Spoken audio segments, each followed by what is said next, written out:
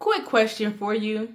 Have you ever taken time to give real thought or consideration to the world in which your parents were born into or the experiences that they had as they were raised from childhood into adulthood? And I ask this question because so many adults are now in a place where they are expressing a lot of frustration and disappointment with their parents.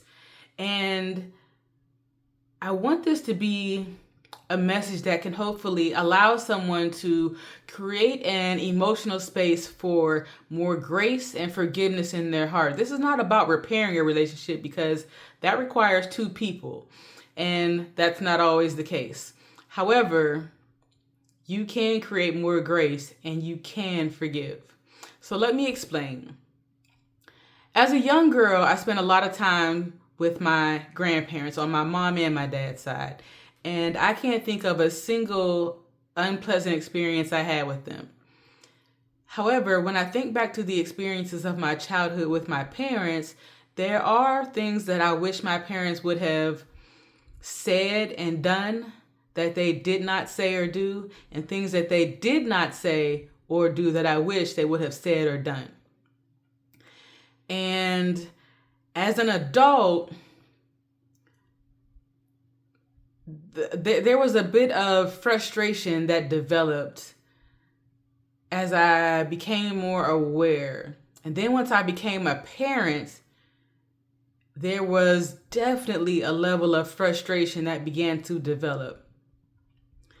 And as a parent that has now raised a child into adulthood, and someone that has also gone to therapy to work on myself, I have found myself working to give context to the environment in which my parents were raised in. And the ways of the world in which they were raised in.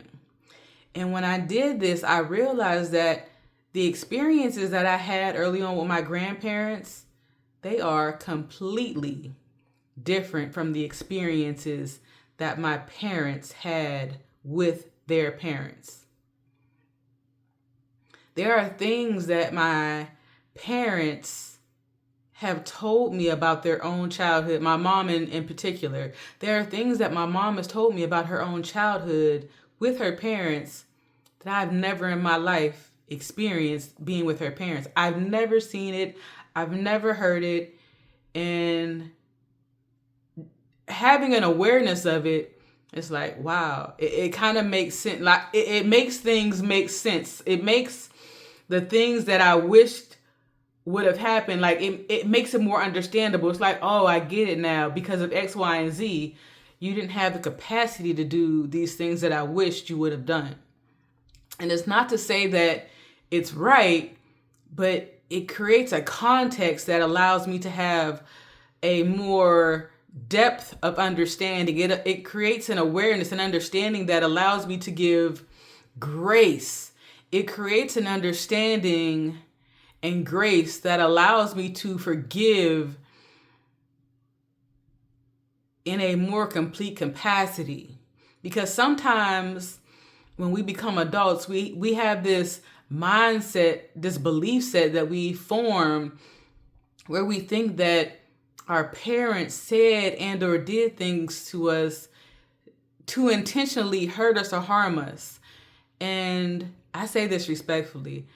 I don't believe any parent is intentionally doing things or saying things to hurt or harm their children. And I know somebody's going to question that or doubt that, and you are free to question and doubt it.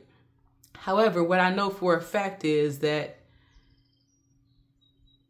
in order for a human to behave in a manner that is hurtful and harmful to another human, they must first be in a great deal of pain themselves. Unresolved pain.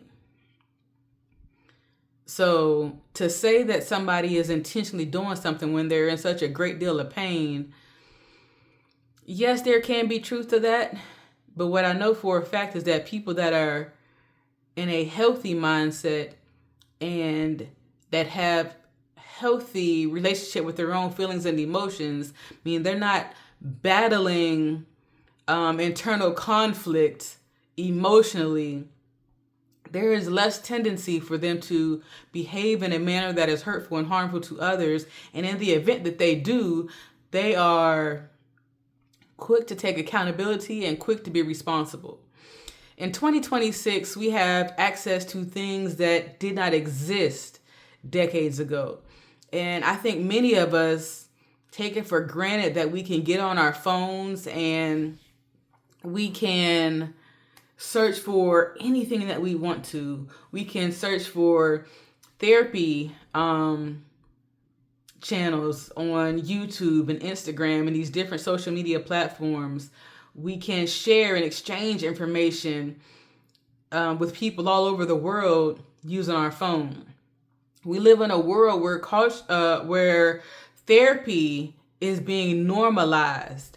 And I don't think we understand the luxuries that we currently have that have been granted to us that are allowing us to heal in ways that weren't really available to previous generations the way they are available to us now. And again, this is not to excuse poor behavior, because poor behavior absolutely needs to be corrected. However, it is very possible for you to extend grace, and it is very possible for you to expand the capacity of forgiveness that you have for other people, including your parents. Why? Because forgiveness helps you.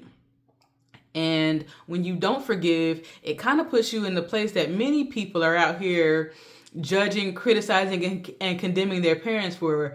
When you're in a place of unforgiveness, there is built up resentment and judgment and disappointment and anger and fear and other emotions that are all bottled up inside of that unforgiveness. And it prevents you from operating at the highest, best, healthiest version of yourself. And it puts you in a place where there's some unresolved hurt, which leads you to become more inclined to say or do things that are hurtful and harmful to other people.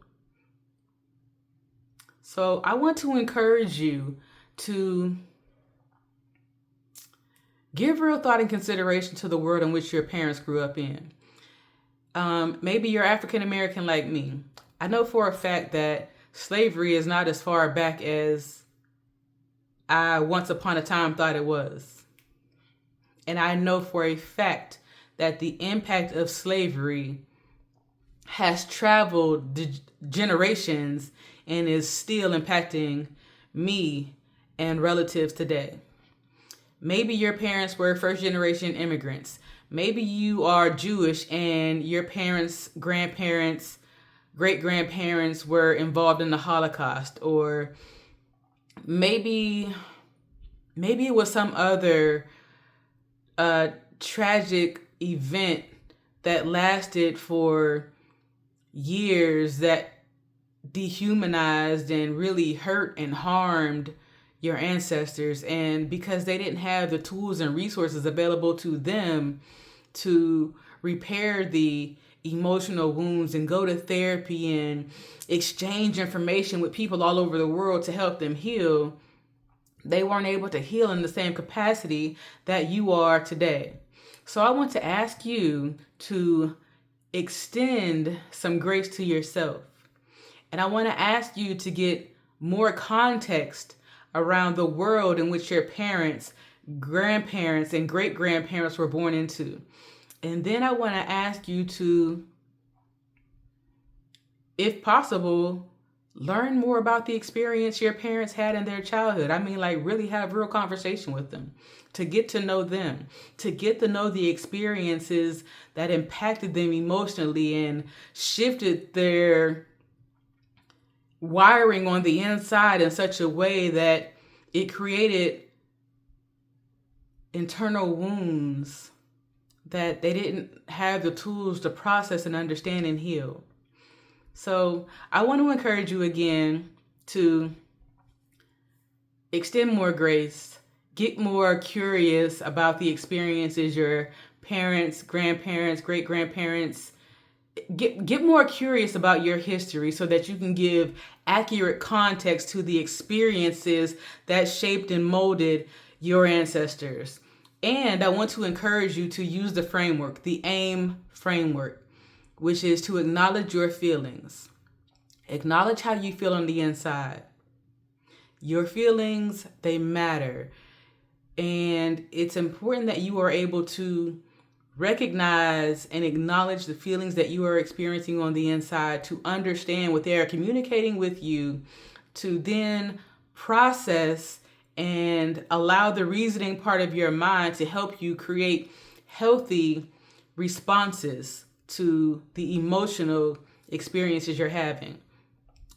I want you to identify. The I is for identify. Identify the root cause of poor behavior. Poor behavior is what you can see visibly, but underneath it is the emotional experience that you're having. Those are the feelings and emotions that you're acknowledging from the A in the framework. So acknowledge your feelings and emotions, identify the root cause of poor behavior, and lastly, modify the unhealthy behaviors that are not serving you and your family well, so you can aim to be human. And I'll see you in the next video.